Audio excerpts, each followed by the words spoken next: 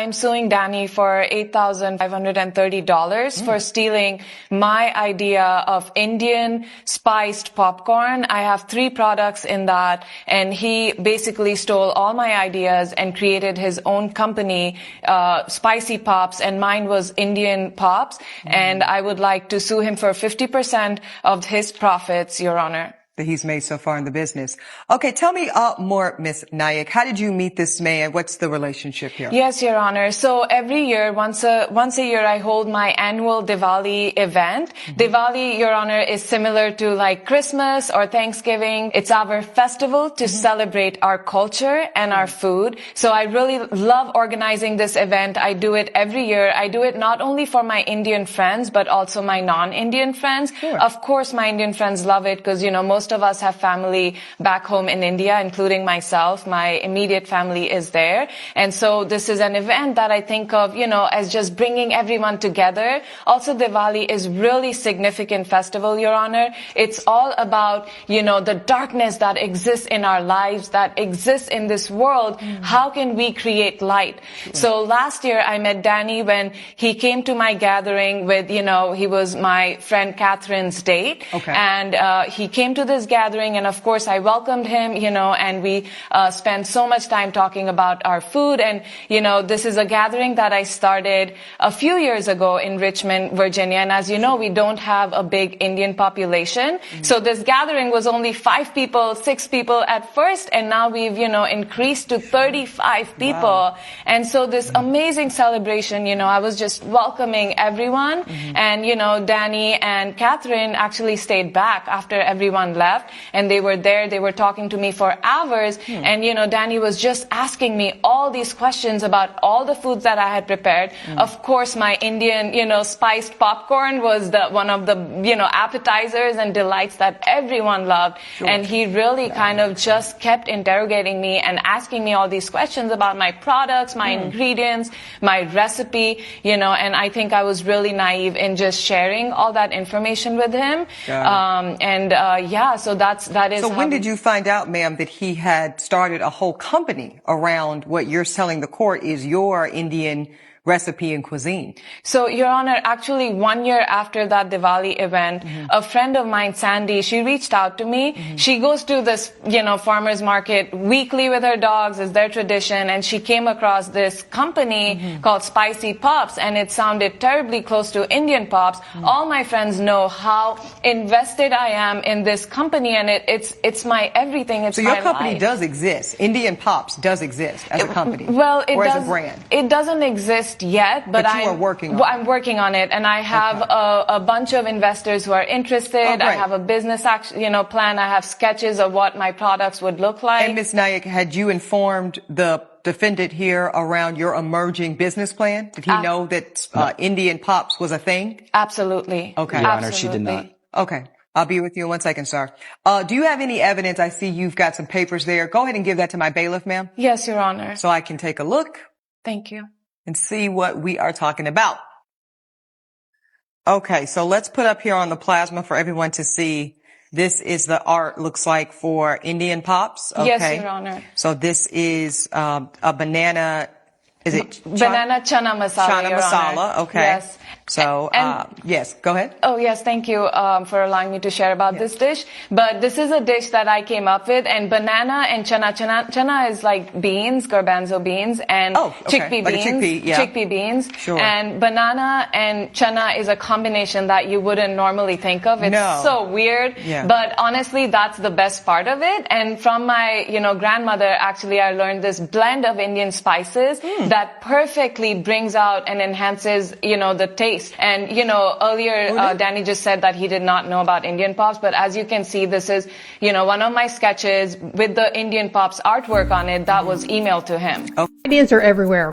Protecting the right ones is what turns them into businesses. So, from my experience building brands, protecting the idea is only part of the equation. Understanding how to protect it is just as important. Now, I'm not an attorney, and this is not legal advice. I'm discussing the broader business principles that this case brings up. So, can someone actually steal your recipe? The answer is sometimes. But it depends on what you mean by still. A recipe isn't automatically protected simply because you created it. If it's kept confidential, there may be legal ways to protect it. But once you freely share it without protections in place, protecting it later can become much more difficult.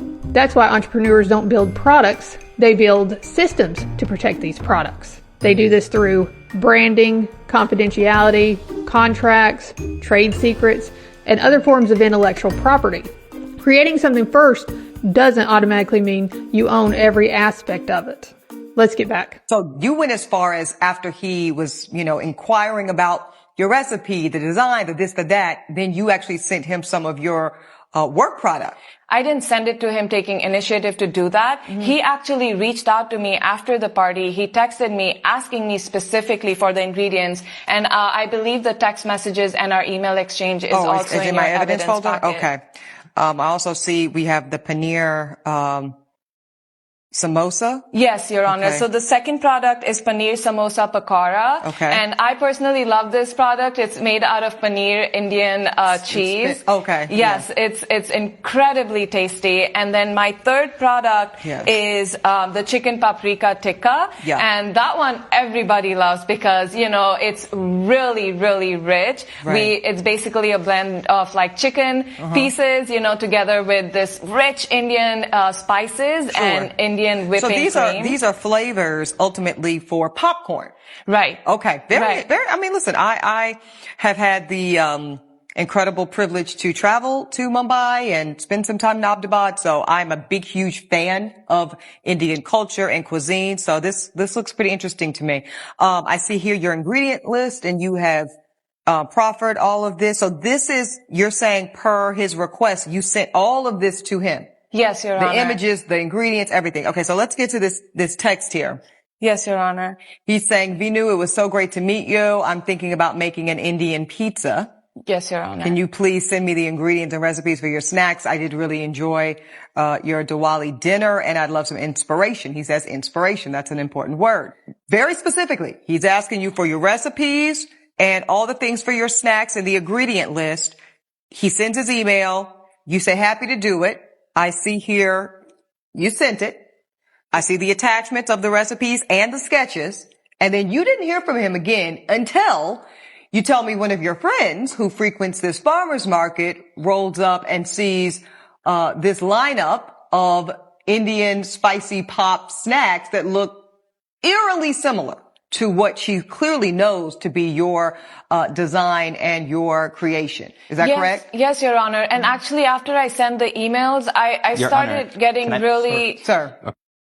You will have your day. Okay. Go ahead. I started getting really anxious because I had just met Danny that night. So I actually followed it up with a text message, making sure that he doesn't share my list and ingredients, with anyone else, and that nobody steals this idea, which he, in text. Well, I'm seeing it right now. Yeah. You say, hey, Daniel, and I do see, let's look at the timeline here. It's actually the same day. This is within the hour.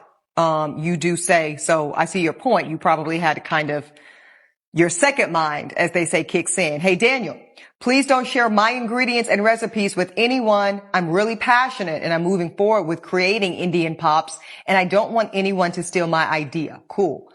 You say, of course, Vinu, I would never do that.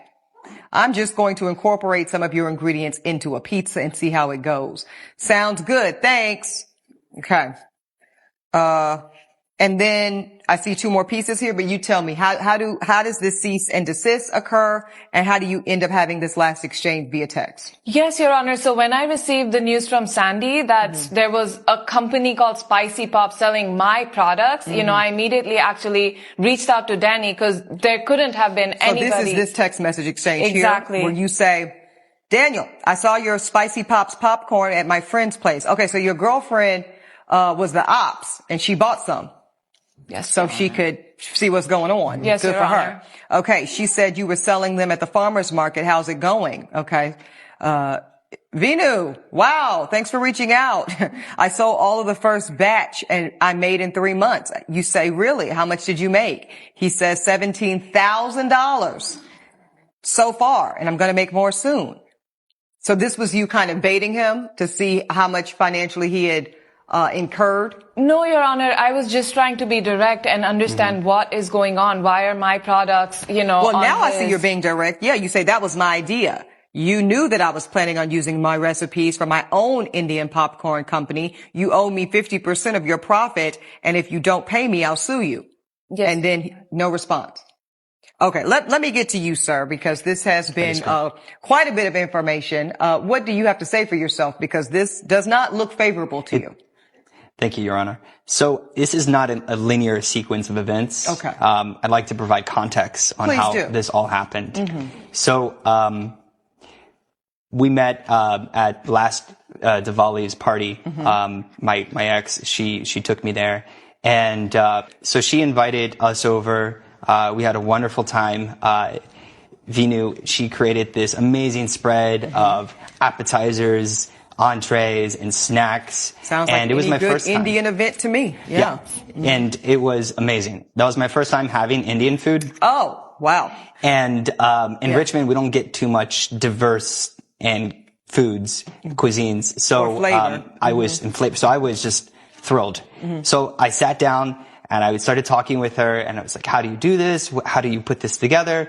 And I told her about my business. So Well, no, I don't know anything about this. What was your business? So I'm an entrepreneur at home. This is a great example of why due diligence matters. Due diligence is the process of taking reasonable steps to verify, investigate, and protect yourself before making an important business decision. So in this case, due diligence would have meant understanding exactly what information she was sharing, deciding what should remain confidential, clarifying expectations before anything changed hands, and taking reasonable steps to protect her business before sharing her ideas. Now, due diligence isn't assuming the worst in people, but it is reducing unnecessary risk before it becomes a problem. And many entrepreneurs become so excited that someone is interested in their idea that they forget to protect it. And their enthusiasm can sometimes move faster than their preparation. And if you love breaking down cases like this, hit follow and share with your business bestie. Let's get back. And I have started 23 different companies, of which some of them have succeeded and some of them I let go. So you're a serial entrepreneur. I got it. Now, what is Entrepreneur. this current company that you're talking about? So this current company is a pizza delivery shop. Okay. So I opened it up during the pandemic. It was very successful.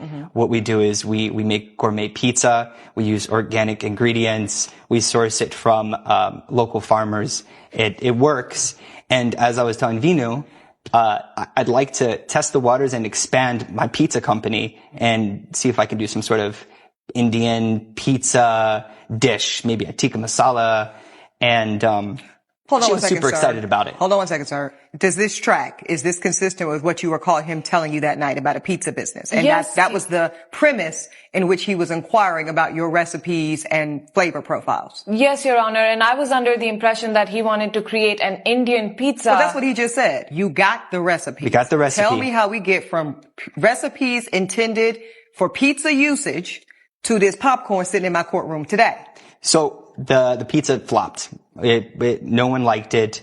And I bought a ton of spices and I needed to do something with it. And as a good business person, you don't want to throw away your revenue. So, Let me guess, Mr. Sachs. Oh, what to do. Oh, what to do. I have overinvested in an untested product, and now I'm going to simply copy and paste an entire creative business plan from a woman of actual Indian descent and cultural competency to make up for my financial loss. Is that what you're about to tell the court? Okay. And your intention is to do what? Produce more, sell more, and make more profit? That is what I intended to do. Yes, until I got a cease and desist. Well, let's get to that. her. Cease and desist letter. I'm seeing it right here. This is from the plaintiff to the defendant. This is directly from you. So I see you have not retained legal counsel yet. This is you attempting to do it independently. Yes, Your Honor. You have said that this is the unauthorized disclosure of intellectual property. We have reason to believe that you are in direct violation of revealing information that is deemed intellectual property of Vinu Nayak. Infringement includes stealing and sharing her Indian Pops recipes and breaching the agreement you made with her. You're talking about the oral agreement where he said he would not share with others? The text messages. Correct. Your Okay. Honor. it is required that you do the following: that you stop selling the Spicy Pops popcorn at the farmer's market, that you sign no agreements to sell Spicy Pops online or anywhere else, and remove the advertising. What's your response to this, sir? So, intellectual property, she doesn't have any intellectual property. I'll be the determination of that, sir. Go ahead. I went online and I took a combination of different recipes from websites, Indian websites, to create my own mix. On top of it, I've done my own market research and I tested out tons of different products. And finally, like I said, the best thing to complement all of this is something light and fluffy like popcorn. So I have a trademark Spicy Pop.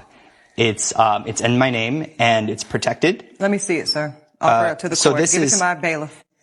Here's some of the evidence that I have, but it doesn't have the trademark listed. Probably what you have, if what you mean, and please be clear, you have a trademark application submitted. Is that what you have submitted? Yes. Okay. You know that's not a trademark, right? Okay. What's the difference between inspiration and imitation? Inspiration takes an existing idea and builds something meaningfully different. Imitation takes the value someone else has already created and reproduces it with little or no meaningful change. But the challenge here is that there isn't always a bright line between the two. Most innovation builds on ideas that already exist. The question is whether you created something genuinely new or simply repackaged someone else's work. So if he merely took inspiration from Indian spices and independently developed his own popcorn seasoning, that leans towards inspiration. If he substantially relied on her information and made only minimal changes, that leads towards imitation. Let's find out the verdict. I truly believe that when we're talking about something so delicious and special as this type of cultural ethnic cuisine, it is best produced and distributed by someone with the cultural competency of the origin of the product. There are always going to be those that really are, let's call them what they are, they're fans, right? That also stand to make a living. Okay. So if we don't do our job and we protect our entity in a way, then this type of thing happens. At the same time, sir, you're not fooling anybody with this game you're running in here, sir. There is nothing original about this. This is clearly a copy and paste of this woman's hard-earned effort. Her failure to protect it is something she has to figure out. What won't happen today, though, is you take full and complete advantage to your own enrichment. You will only get to keep half of these particular profits because she has contributed, but sir, so have you. I rule in favor of the plaintiff for half of her demand of $8,530. That's my ruling. To me, I feel like we're witnessing something that can still be legal and also still be unethical. The law establishes the minimum standard society requires, but ethics asks a different question, which is, was it the right thing to do? So someone can act within the law and still violate another person's trust. Likewise, someone can make poor decisions without deserving to have those decisions exploited. That is why the courts decide what's legal. But each of us still has to decide what's right. So the moral of the story, protect what you build. But don't use someone's lack of preparation as permission to cross a line. So let's do better. Build your business with both integrity and preparation. Now, my final question for you. Do you think the judge got it right? Or should protecting your own ideas have been entirely her responsibility? Put your answers in the comments. And as always, thank you for watching, and I will see you again soon.